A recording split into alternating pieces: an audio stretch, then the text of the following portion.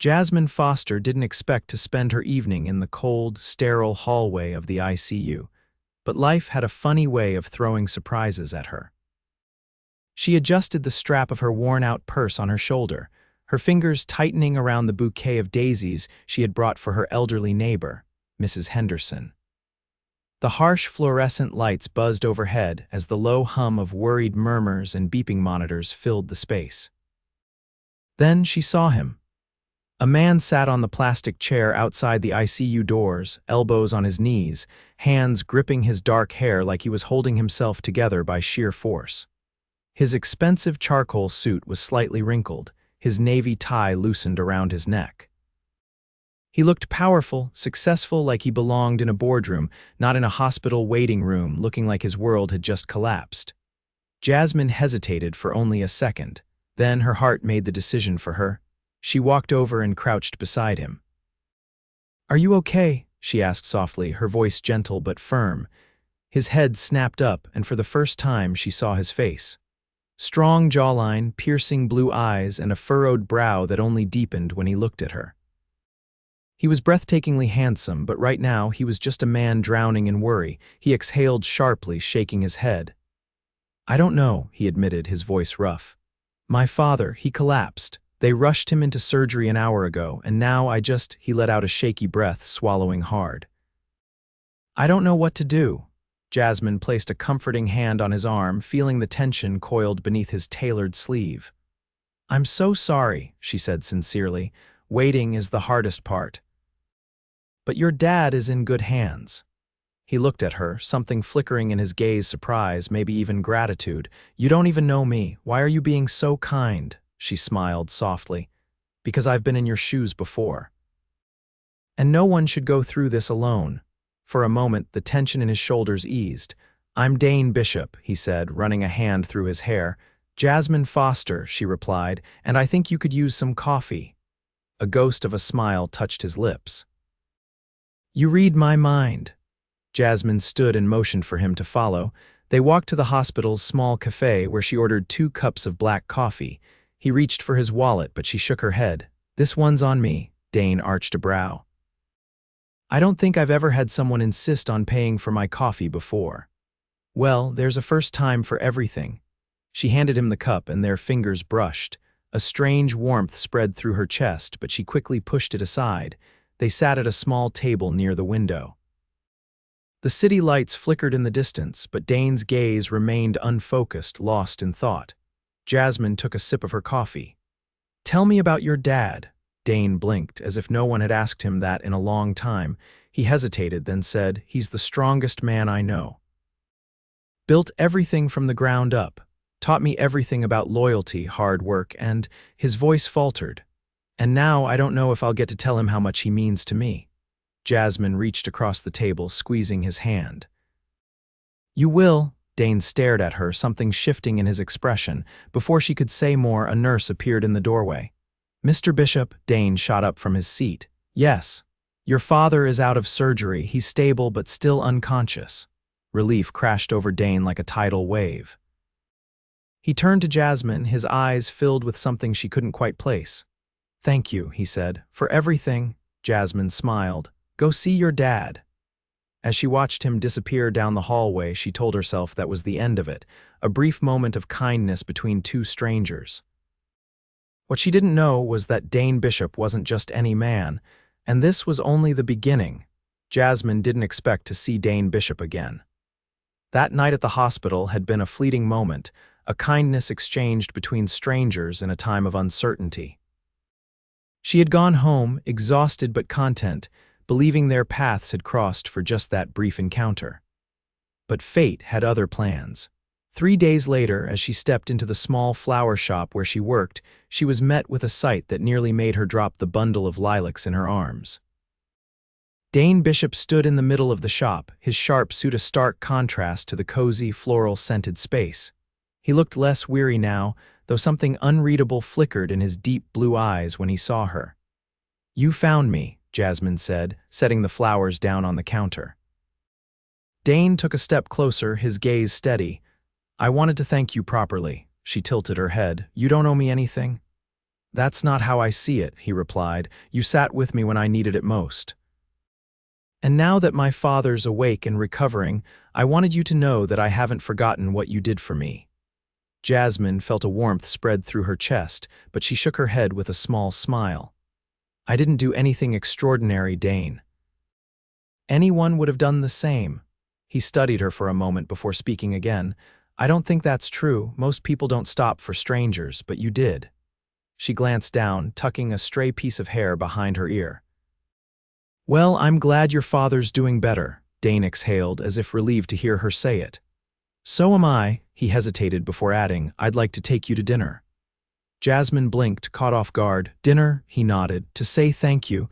She narrowed her eyes slightly. "You don't have to do that." "I know," he admitted, "but I want to." Jasmine hesitated. It wasn't every day that a man like him asked her to dinner.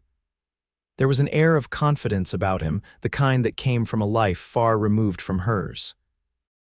And yet, there was something genuine in the way he looked at her, something that made it hard to say no. After a beat, she nodded. "All right." Dane's lips curved into something dangerously close to a smile. Tomorrow night," she agreed. When he left the shop, the scent of fresh roses lingering in the air, Jasmine was left wondering what she had just agreed to. The restaurant was unlike any place Jasmine had ever stepped foot in before. A valet had taken her coat the moment she arrived, and she was led through a dining room that dripped with understated luxury crystal chandeliers, pristine white tablecloths, and a quiet hum of conversation from patrons who looked like they belonged in magazines. Dane was already at the table, watching her with an intensity that made her pulse quicken. He stood as she approached, pulling out a chair for her. "You look beautiful," he said, his voice low. Jasmine glanced down at her knee-length navy dress borrowed from her best friend, since nothing in her closet had seemed appropriate for a place like this. "You clean up well yourself." Dane chuckled, but there was something softer in his gaze now. "I'm glad you came." As they ordered him, a perfectly seared steak, a dish she had never heard of but pretended to recognize, Jasmine couldn't help but notice the way people glanced at Dane. Some nodded in acknowledgement, others whispered behind their menus. She leaned in slightly. "You seem well known." Dane's expression didn't change, but something flickered in his eyes. "You didn't Google me, did you?" Jasmine raised an eyebrow. "Should I have?" he exhaled, leaning back in his chair. "I suppose most people would have by now." She tilted her head. "Why?" Dane hesitated before answering. "Because my last name isn't just mine, it belongs to my family, and my family owns Bishop Enterprises." Jasmine's breath caught. She had heard of Bishop Enterprises. It was one of the largest investment firms in the country. Their name was synonymous with power, wealth, and influence. She swallowed, suddenly hyper-aware of the polished surroundings, of the effortless way Dane carried himself. "So, you're a billionaire." He held her gaze. "Yes." Jasmine let out a slow exhale, trying to absorb the weight of that single word. Dane was watching her carefully, as if waiting for her to react the way so many others must have before, either with awe, greed, or intimidation. But Jasmine simply picked up her glass of water, took a sip, and said, "That explains the restaurant." Dane blinked, then let out a low laugh. "That's all you have to say," she shrugged. "You're still the same guy who looked like he was about to break apart in a hospital waiting room." "Money doesn't change that." For the first time that night, Dane looked genuinely taken aback. "You're not what I expected." Jasmine arched a brow.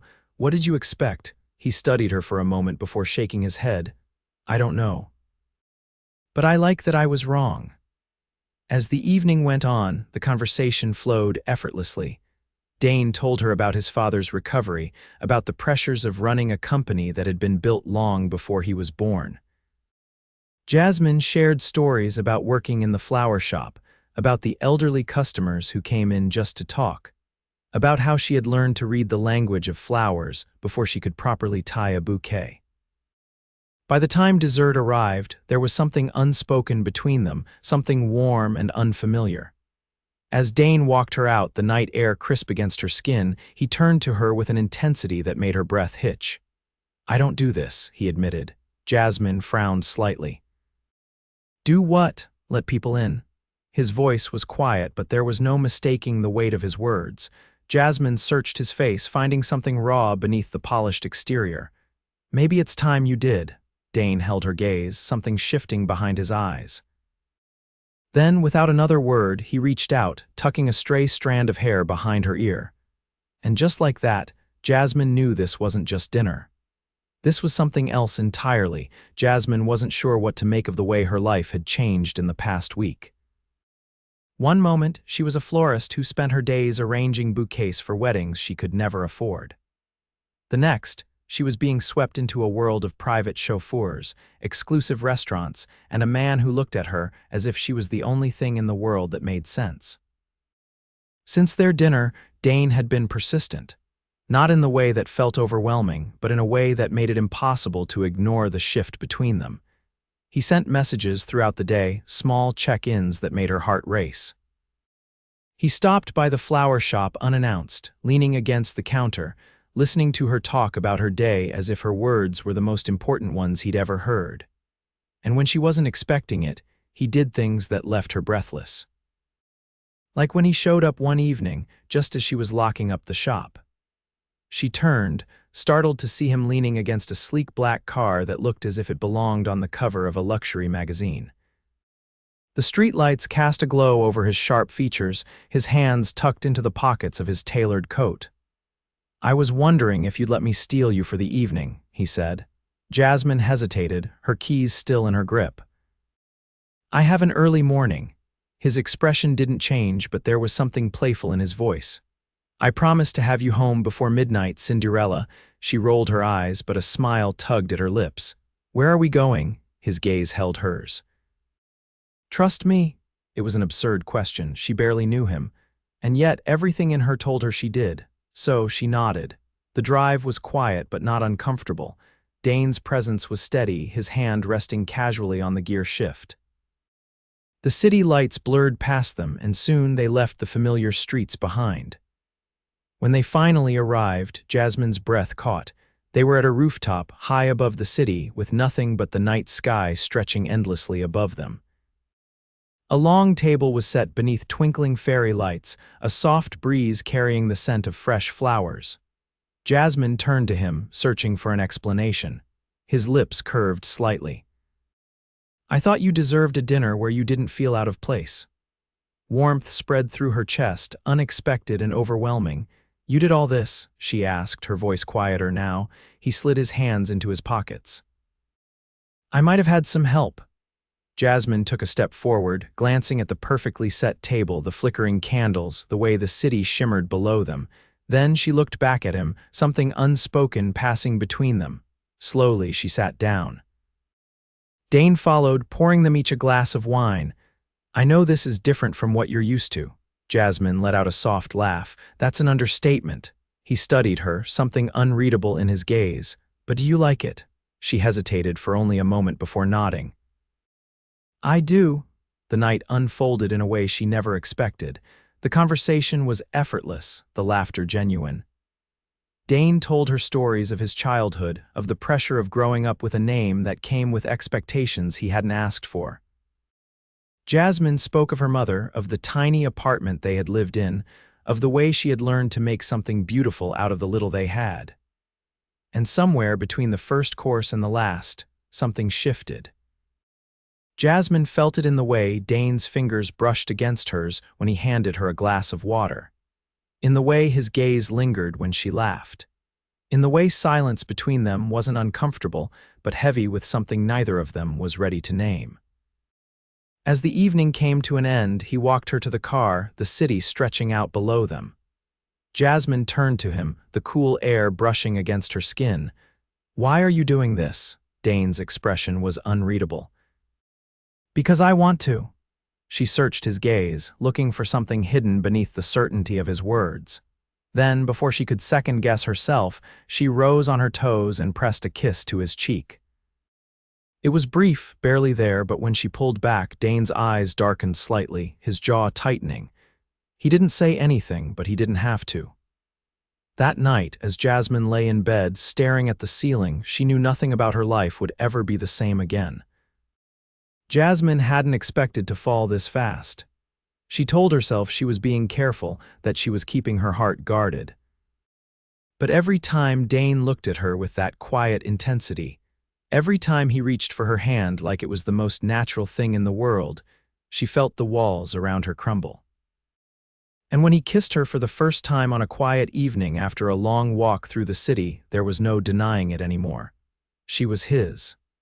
Now, weeks had passed, and their worlds had begun to intertwine in ways she never expected. Dane had made it clear from the start he wasn't interested in fleeting moments. He wanted her, all of her. And no matter how much she tried to convince herself that this was temporary, that someone like him couldn't possibly want forever with someone like her, he never let her believe it for long. "You overthink too much," Dane murmured one evening as they sat in his penthouse, the city stretching out beneath them. Jasmine traced the rim of her wine glass, avoiding his gaze. "I just don't know how this works," she admitted. "This, you and me. We come from such different worlds." Dane reached across the table, taking her hand in his. "I don't care about that," she sighed, shaking her head. "You say that now, but what happens when reality sets in, when people start asking questions? When they start looking at me like what?" he interrupted, his grip tightening slightly. "Like I don't belong." A shadow crossed his expression, but instead of arguing, he stood and pulled her up from her chair. Without a word, he led her onto the balcony, the crisp night air wrapping around them. "Look at the city," he said, standing behind her, his hands resting on her waist. "Millions of people down there, and do you know what they all have in common?" Jasmine shook her head. "They don't get to decide what makes me happy, only I do." She turned to face him, her heart pounding. "And I make you happy." His fingers brushed her cheek, his expression unreadable, "more than anyone ever has." Her breath hitched, her doubts crumbling under the weight of his words. And when he kissed her then, slow and certain, she knew she was past the point of no return. Jasmine had never been to a gala before. The invitation had arrived the week before, a formal event hosted in honor of Dane's father's recovery. At first she hesitated. Wearing a borrowed dress to a fancy dinner was one thing, but stepping into a room filled with people who had known wealth and power their entire lives, that was something else entirely. But Dane wouldn't hear of her skipping it. Now, as they stepped through the grand entrance of the ballroom, Jasmine felt every pair of eyes turned toward them. The chandeliers glittered overhead, the soft hum of conversation filling the space. Women in gowns that probably cost more than a year's rent whispered behind champagne glasses. Men in tuxedos nodded in Dane's direction, their expressions guarded, assessing. She stiffened, but Dane's hand on the small of her back anchored her. "You're not alone," he murmured. She exhaled slowly, nodding. As the evening went on, she found herself introduced to more people than she could remember: business moguls, politicians, socialites who smiled politely but didn't bother to hide their curiosity. And then there was Dane Bishop. Dane's mother was everything Jasmine had expected: elegant, poised, with an expression that revealed nothing. "You're the young woman my son has been spending all his time with," Dane said, her gaze sweeping over Jasmine in a way that made her feel like she was being weighed and measured. Jasmine forced a smile. "It's a pleasure to meet you, Mrs. Bishop." Dane's lips curved slightly. "Is it?" Dane, who had been speaking to someone nearby, turned then, his expression sharpening as he caught the tension between them. "Mother," he said, his tone carrying a warning. Dane arched a brow but said nothing more. Instead, she simply gave Jasmine one last look before turning away, disappearing into the crowd. Jasmine swallowed, her stomach twisting. Dane exhaled, running a hand through his hair. "Ignore her." She forced a chuckle. "That's easier said than done." He turned to her fully then, his expression softening. "You don't have to prove anything to her or to anyone." She wanted to believe that. But as the night wore on, as the whispers continued, as people looked at her like she was some sort of mystery they couldn't quite unravel, she couldn't shake the sinking feeling that she didn't belong. Jasmine sat on the edge of Dane's bed, staring out at the city, the events of the evening swirling in her mind. Dane, who had been watching her from the doorway, finally spoke. "Talk to me." She hesitated before looking at him. "I don't want to be the reason people question you." His jaw tightened. You think I care what they say, she sighed, rubbing her temples. It's not just about you, Dane, it's about me too. I don't know how to exist in your world. He crossed the room in 2 strides, kneeling in front of her, his hands on her thighs. Then let me teach you. She searched his gaze, her heart aching. And what if I never fit in? His fingers curled gently around hers. Then I'll take you out of it, her breath caught. You do that. In a heartbeat. Tears stung her eyes, but she blinked them away. You can't just walk away from everything you've built, Dane exhaled, shaking his head with a small, almost incredulous smile. You still don't get it, do you? She frowned. Get what? He reached up, cupping her face, his thumb brushing over her cheek. You're the only thing I've ever built that actually matters. A tear slipped free, and this time she didn't fight it. Because for the first time since this all began, she finally understood. She wasn't just a passing interest to him, she was everything. And no matter how many people whispered, no matter how many of them thought she didn't belong, it didn't matter, because Dane had already chosen her. And she was finally ready to choose him back. Jasmine hadn't expected to find herself standing in the middle of Dane's penthouse, surrounded by opulence she still wasn't used to, while his world closed in around them. The past few weeks had been a whirlwind of late-night conversations, stolen moments, and the undeniable pull between them. But with that closeness came the weight of everything Dane carried. His family, his company. The expectations placed upon him by people who had never questioned their place in the world. And now, as she watched him pace near the floor-to-ceiling windows, his phone pressed to his ear, she could feel the tension radiating from him. I don't care what the board thinks, Dane said, his voice low but firm. We're not moving forward with the acquisition until I say so. Jasmine crossed her arms, watching him carefully.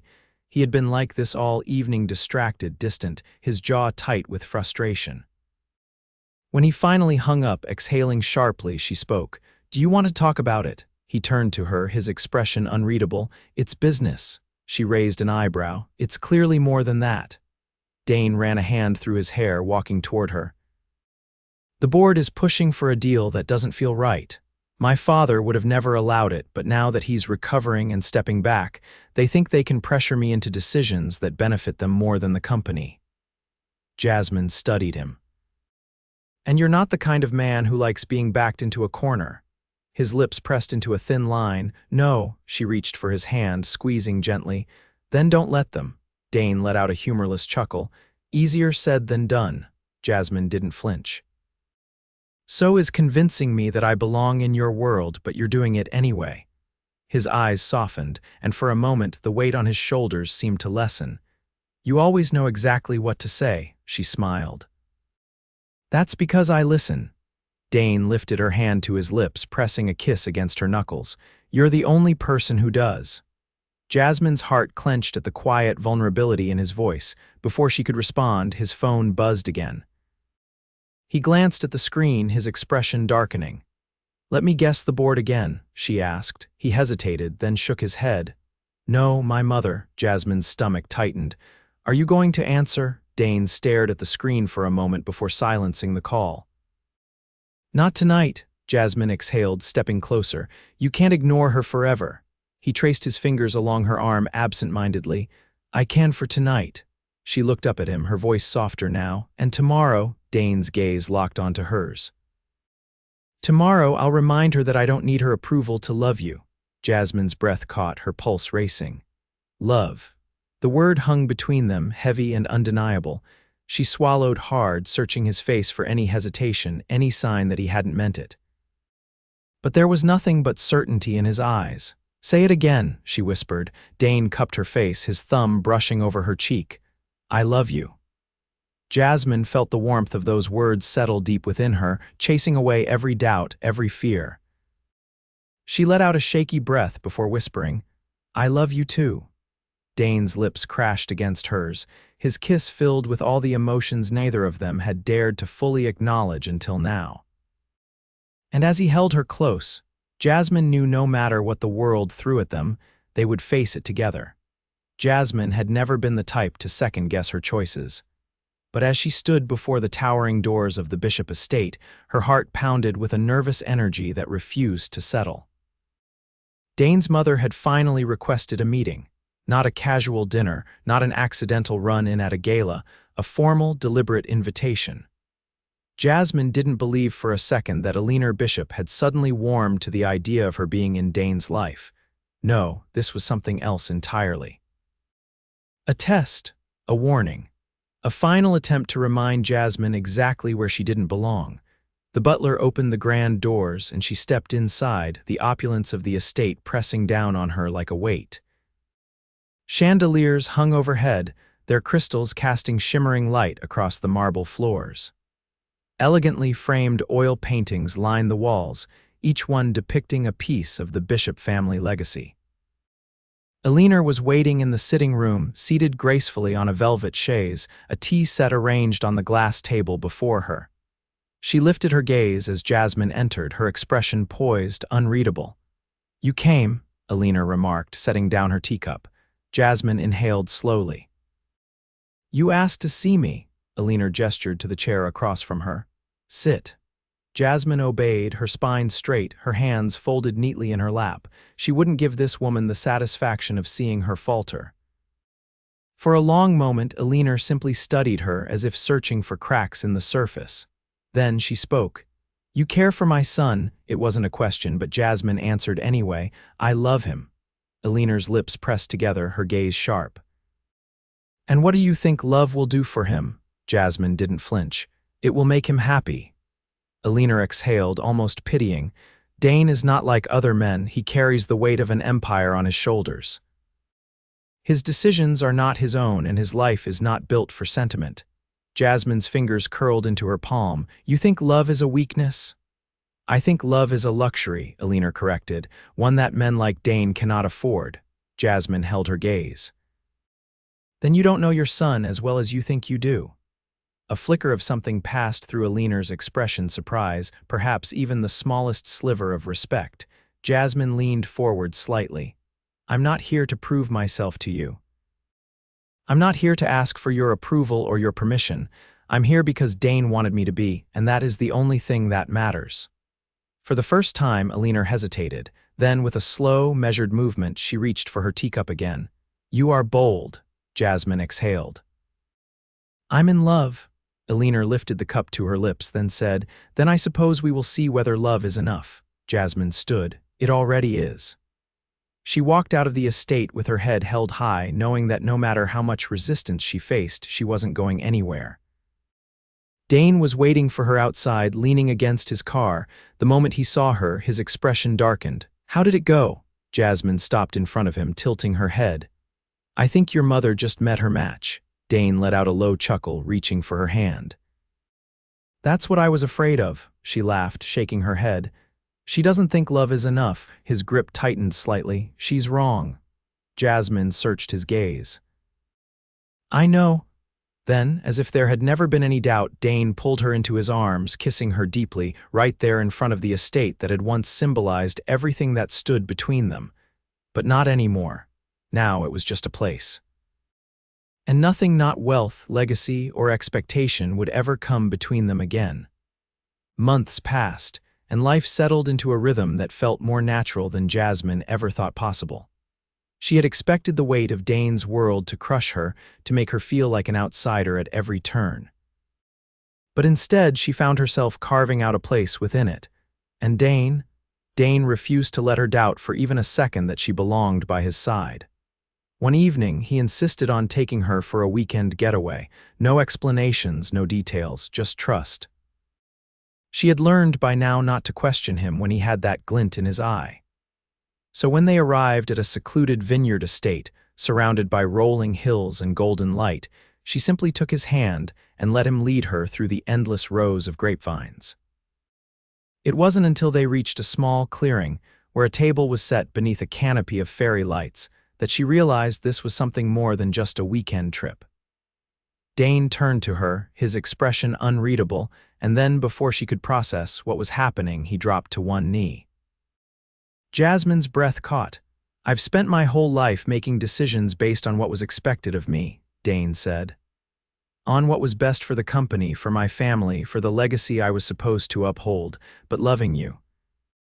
That's the only decision I've ever made that was entirely, completely mine." Tears blurred her vision. Dane pulled a small velvet box from his pocket, flipping it open to reveal a ring that caught the light in a way that made her chest tighten. "I don't care about the expectations. I don't care about the people who think we don't make sense. The only thing I care about is you, and I want to spend the rest of my life proving that to you." His voice softened. "Marry me, Jasmine." A tear slipped down her cheek as she let out a shaky breath.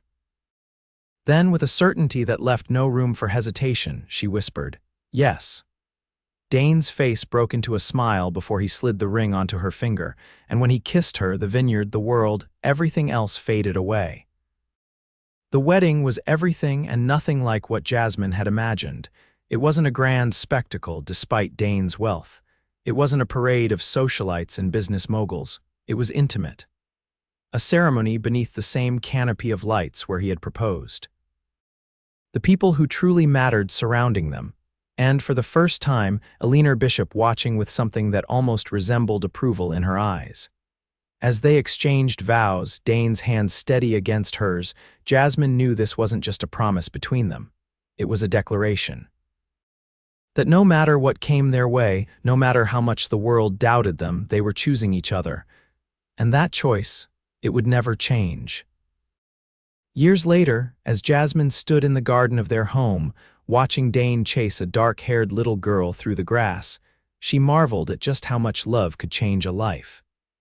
Dane scooped their daughter into his arms, spinning her around as she shrieked with laughter.